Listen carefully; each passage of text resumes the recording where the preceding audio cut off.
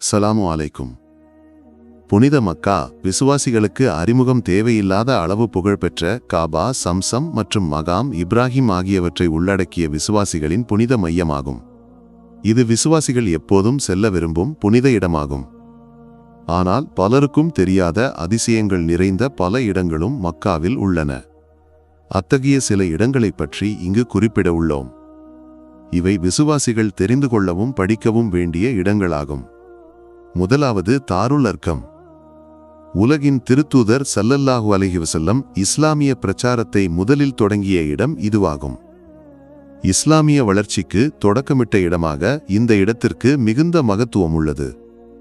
நபித்துவத்தின் ஆரம்ப காலத்தில் மிகவும் இரகசியமாகவே வகுப்புகள் நடத்தப்பட்டன.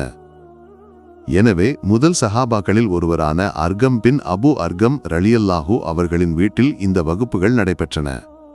இது உலகிலேயே முதல் மதரசா என்ற பெயரிலும் அறியப்படுகிறது. இந்த வீடு சஃபா மலையின் கீழ்ப்பகுதியில் அமைந்திருந்தது. இரண்டாவது, அபூபக்கர் சித்திக் ரலியல்லாஹு அவர்களின் வீடு. இஸ்லாமிய வரலாற்றில் தவிர்க்க முடியாத ஆளுமையான அபூபக்கர் சித்திக் ரலியல்லாஹு அவர்களின் வீடு இதுவாகும். முத்துநபி ஸல்லல்லாஹு அலைஹி வஸல்லம் அவர்களின் ஒரே தோழராகவும் இஸ்லாமில் மைல்கல்லாகவும் இஸ்லாமை ஏற்ற அபூபக்கர் ரலியல்லாஹு அவர்களின் வீடு இதுவாகும். இந்த இடம் எவ்வளவு பாக்கியமானது! முத்துநபி ஸல்லல்லாஹு அலைஹி வஸல்லம் எத்தனை முறை இங்கு வந்திருப்பார்கள்! இன்று இந்த இடம் மக்கா டவரின் 4வது மாடியில் உள்ளது. அங்கேயே அபூபக்கர் ரலியல்லாஹு அவர்களின் பெயரில் மஸ்ஜிதுல் அபூபக்கர் உள்ளது. மூன்றாவது, கதீஜா பீவியின் வீடு. முத்துநபி ஸல்லல்லாஹு அலைஹி வஸல்லம் அவர்களின் மிகவும் பிரியமான மனைவியான கதீஜா பீவியின் வீடு இதுவாகும். கதீஜா உம்மாவுடனான திருமணத்திற்கு பிறகு மதீனாவுக்கு ஹிஜ்ரா செல்லும் வரை முத்துநபி ஸல்லல்லாஹு அலைஹி வஸல்லம் இங்கு தங்கியிருந்தார்கள்.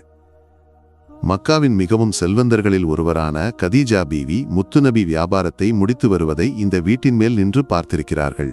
நான்காவது, ஜம்ராத். ஜம்ராத் என்று குறிப்பிடப்படுவது 3 கல் தூண்களாகும்.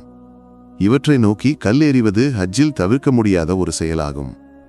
மகான் இப்ராஹிம் நபி அலைஹிஸ்ஸலாம் அவரது மகனை அல்லாஹுவின் உத்தரவின்படி பலியிட கூட்டிச் செல்லும்போது இபிலீஸ் லஹனத்துல்லாஹி தடுத்த இடம் இதுவாகும்.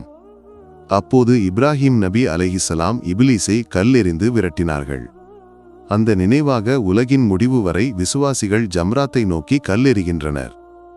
ஐந்தாவது, ஜன்னத்துல் முஅல்லா. மஸ்ஜிதுல் ஹரமின் கிழக்கு பகுதியில் அமைந்துள்ள கல்லறை தோட்டமாகும் ஜன்னத்துல் முஅல்லா. பல சஹாபாக்களும் முத்துநபி ஸல்லல்லாஹு அலைஹி வஸல்லம் அவர்களின் குடும்பத்தினரும் இங்கு அடக்கம் செய்யப்பட்டுள்ளனர். முத்துநபி ஸல்லல்லாஹு அலைஹி வஸல்லம் இங்கு அடிக்கடி வருகை தந்ததாக அறிஞர்கள் பதிவு செய்துள்ளனர். ஆறாவது, உம்மு ஹானி ரலியல்லாஹு அவர்களின் வீடு. இந்த வீடு பாபுல் அப்துல் அசீஸ் வாயிலுக்கு அருகில் அமைந்திருந்தது. நபியின் தந்தைவழி மாமனான அபு தாலிபின் மகளான உம்மு ஹானி ரலியல்லாஹு அவர்களின் வீடு இதுவாகும். முத்துநபி ஸல்லல்லாஹு அலைஹி வஸல்லம் இஸ்ரா மற்றும் மிஅராஜ் பயணத்திற்காக ஜிப்ரீல் அலைஹிஸ்ஸலாம் அழைத்துச் சென்றது இந்த வீட்டில் ஓய்வெடுக்கும் போது ஆகும். ஏழாவது, மஸ்ஜிதுல் ஆயிஷா. முத்துநபி ஸல்லல்லாஹு அலைஹி வஸல்லம் அவர்களின் பிரியமான மனைவியான ஆயிஷா பீவி உம்ராவிற்காக இஹ்ராம் அணிந்த இடத்தில் கட்டப்பட்ட பள்ளிவாசல் இதுவாகும். ஒவ்வொரு ஆண்டும் ஹஜ் குத்பா இந்த பள்ளிவாசலில் நடைபெறுகிறது. எட்டாவது, மஸ்ஜிதுல் ஜின். முத்துநபி ஸல்லல்லாஹு அலைஹி வஸல்லம் ஒரு கூட்டம் ஜின்களுக்கு குர்ஆனை ஓதி காட்டி அவர்களுக்கு மார்க்கத்தை கற்பித்த இடத்தில் கட்டப்பட்ட பள்ளிவாசல் இதுவாகும். மகான் அப்துல்லாஹ் இப்னு மஸ்ஊத் ரலியல்லாஹு அவர்களுக்கு நபி ஸல்லல்லாஹு அலைஹி வஸல்லம் அமர்ந்திருக்க வட்டம் வரைந்து கொடுத்தார்கள்.